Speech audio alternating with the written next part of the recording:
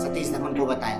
लेकिन इस बार सतीश धवन ने बोला कि आप जाकर हमारे देश को संबोधित करो कि हम अपने मिशन में सफल होने पाए।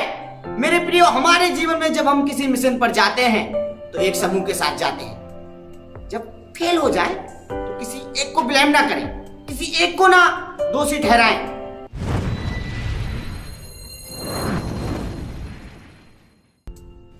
तो मेरे प्रियो, आज जो मैं बताने जा रहा हूं उसका मुख्य शीर्षक इस प्रकार है, व्हाट इज द लीडरशिप। एक अगुवाई या एक अगुवा क्या है, आज उसके बारे में हम थोड़ा देखेंगे।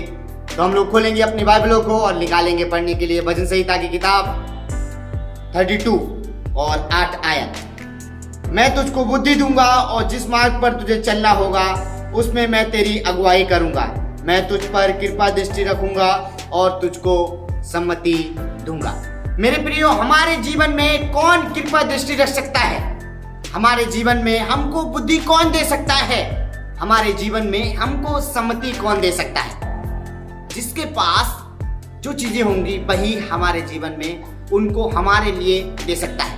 एक छोटी सी घटना को आप ध्यानपूर्वक सुने।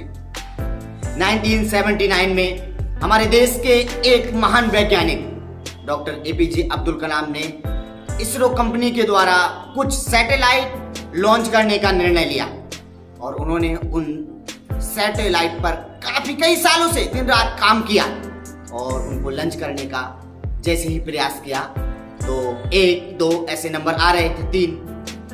जैसे ही लॉन्च होने का 40 सेकंड बचता है और क्या होता है कि कंप्यूटर में ऐसा लिखने आता है, यू कैन नॉट लॉन्च। ऐसा दिखाने लगता है कि अब आप इनको फिक्स नहीं कर सकते हैं।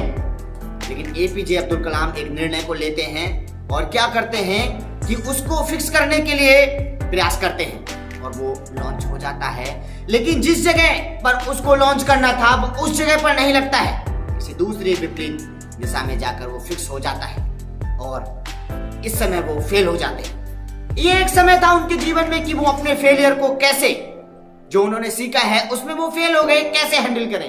लेकिन उन्होंने उसको उस समय हैंडल किया और वो लॉन्च कर दिया।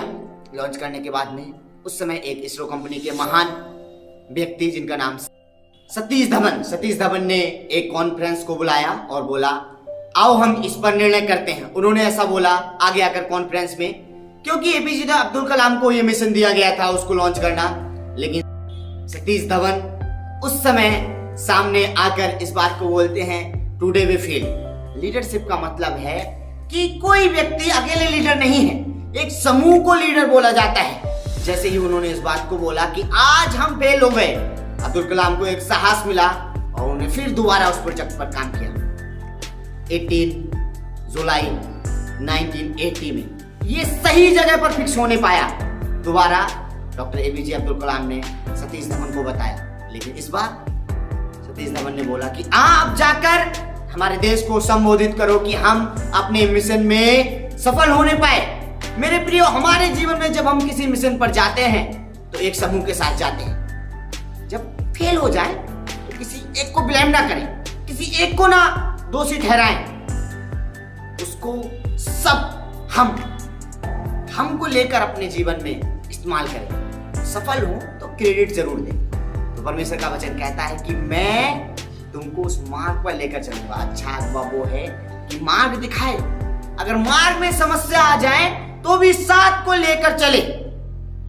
जैसे अंत में बताता कि सम्मति क्या है। सम्मति का मतलब है अपनी सहमति देना। परमेश्वर आपको अपनी सहमति देने पाएगा।